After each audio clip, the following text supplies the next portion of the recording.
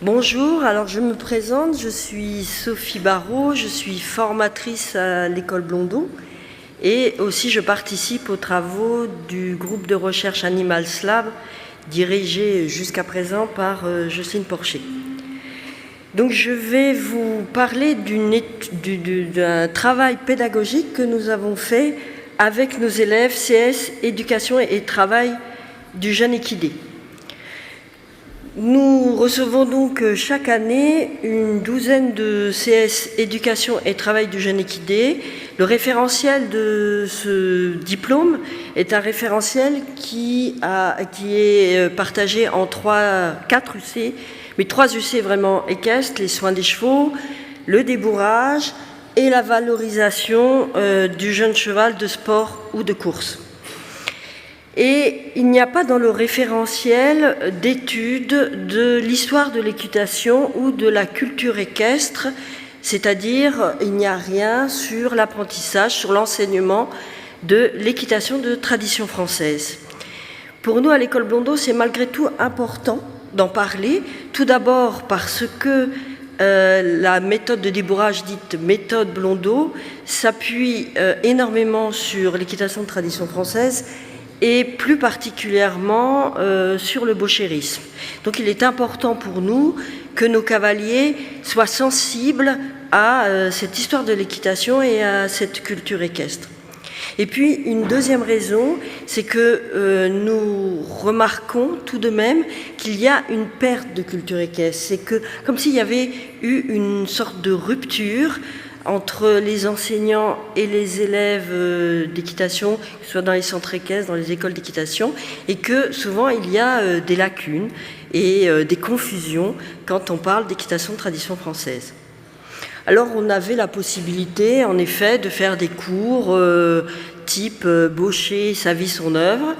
On avait ce choix-là, mais alors on avait un gros risque, c'est d'abord de perdre l'attention de nos cavaliers, qui ont entre 18 et 20 ans, et puis de leur imposer une vision des choses. Et ce qui nous intéressait, ce n'était pas d'imposer notre vision de la culture équestre, notre vision de l'équitation de tradition française, mais de les laisser penser en liberté cette équitation de tradition française.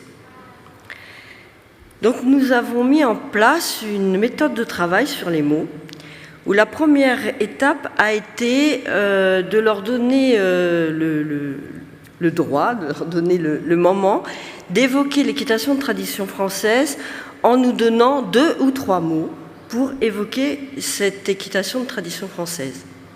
Puis ensuite, nous leur avons proposé d'aller chercher dans le dictionnaire basique, type dictionnaire Larousse ou dictionnaire Robert, la définition du sens commun de ces mots qu'ils avaient choisis. Et pour finir, nous mettions en place une discussion totalement ouverte sur ces mots.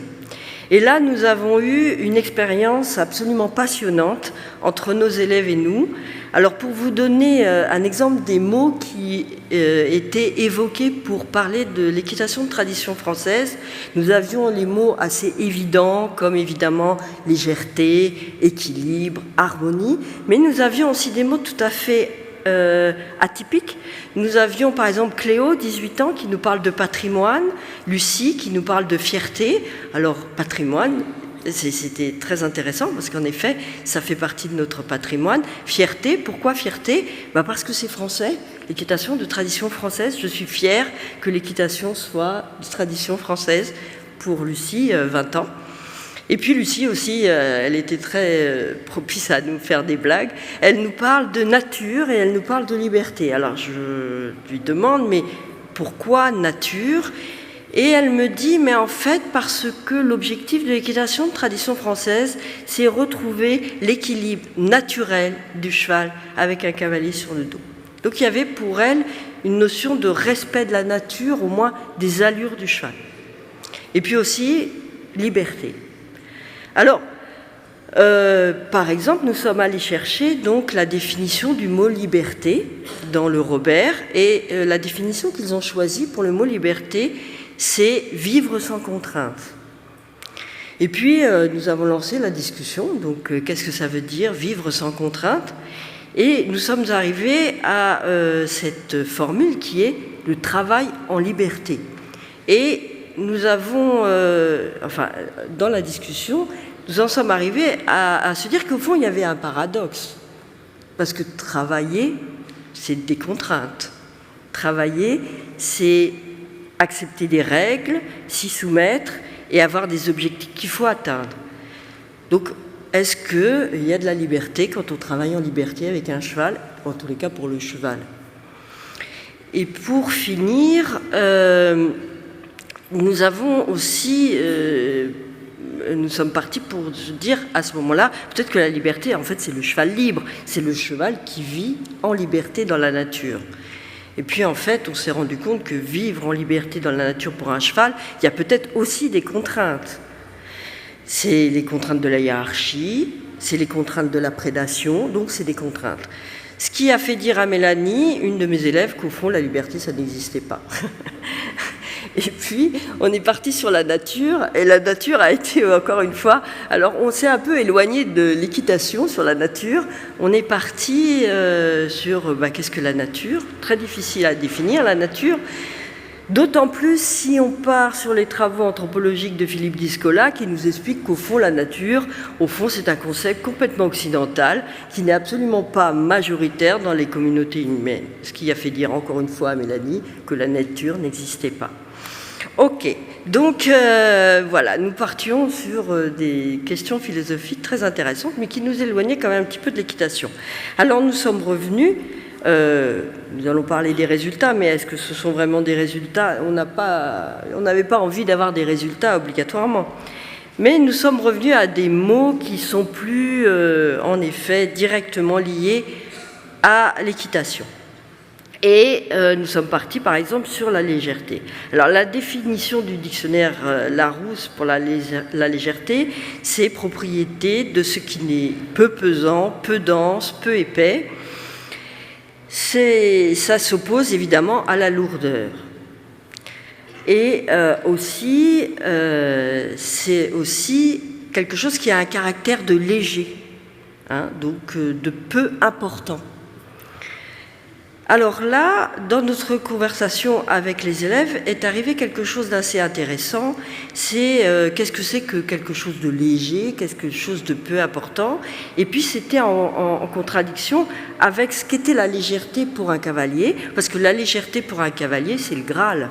C'est ce qu'on recherche. C'est ce moment éphémère que Théo, d'ailleurs, un de mes élèves, définissait comme travailler avec le cheval par la pensée, que Lexi expliquait comme quelque chose qui est de l'ordre de l'osmose, donc quelque chose, une sensation.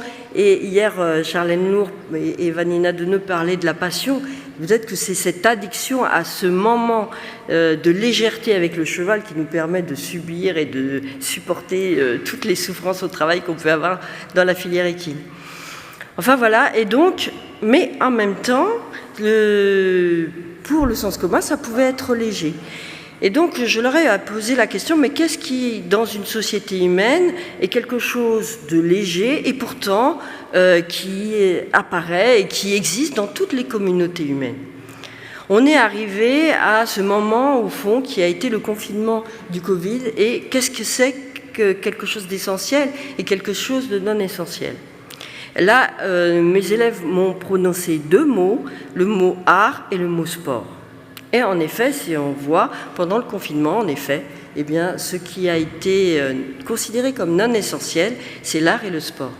Et ensuite, nous nous sommes posé la question, un cavalier qui arrive sur un carré de dressage, dans un contexte de compétition, est-ce qu'il est en train de faire du sport ou est-ce qu'il est en train de faire de l'art? S'il est en train de faire du sport ou s'il est en train de faire de l'art, il n'est peut-être pas dans les mêmes contextes. Dans le sport, il va chercher de la performance. Dans l'art, il va peut-être chercher à construire quelque chose de léger, justement, de beau. Et ce qui était intéressant, c'est de se dire qu'au fond, toutes les problématiques, toutes les polémiques qu'il peut y avoir, par exemple, autour des compétitions de dressage et comment on juge du travail des chevaux, et bien peut-être que ça vient de ce paradoxe. Est-ce que quand on fait de l'équitation, on fait du sport ou est-ce qu'on fait de l'art?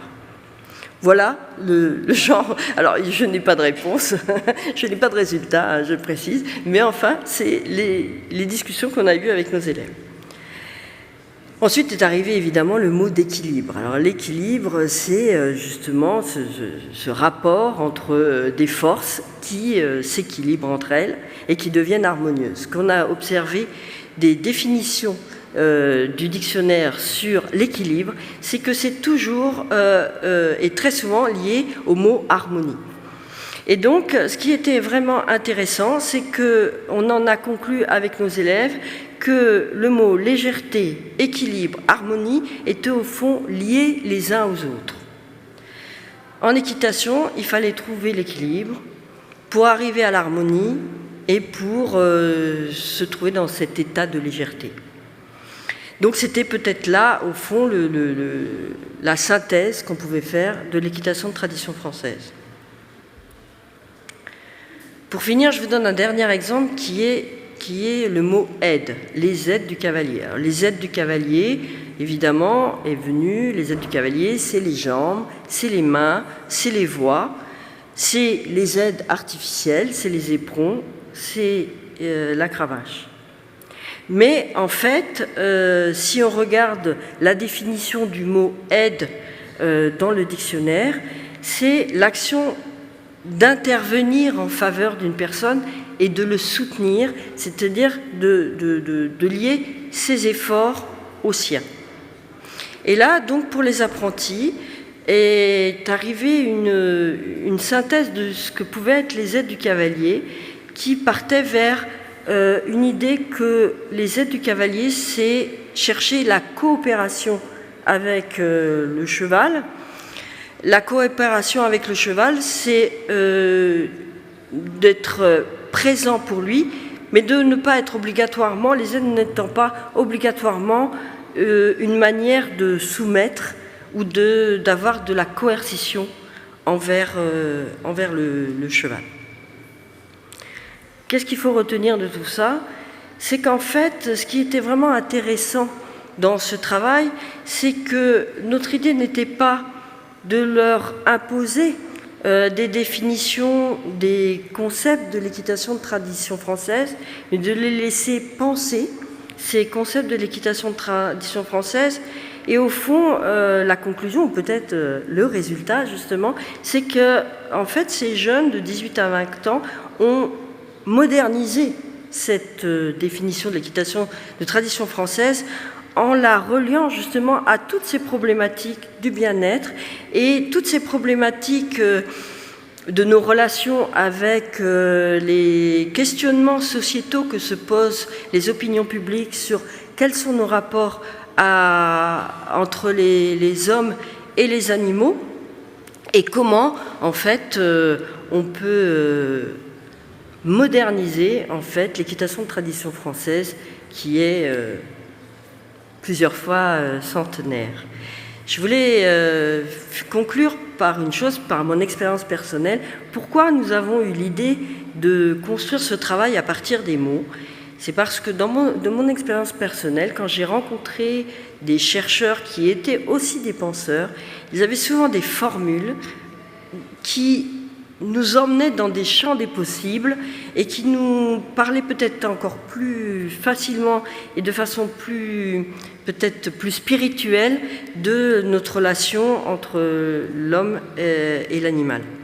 Je voudrais juste donner un exemple qui est l'exemple de Vinciane Després qui dans son livre « Habiter en oiseau » parle du chant du merle au printemps et dit que ce qui s'est imposé comme mot à elle en entendant le chant du merle au printemps, c'est le mot d'importance. Eh bien, moi, quand j'ai lu cette phrase, à partir de ce moment-là, quand j'ai entendu mes chevaux hennir, je me suis dit que quand un cheval hennit, c'est qu'il se passe quelque chose d'important. En tous les cas, quelque chose d'important pour lui.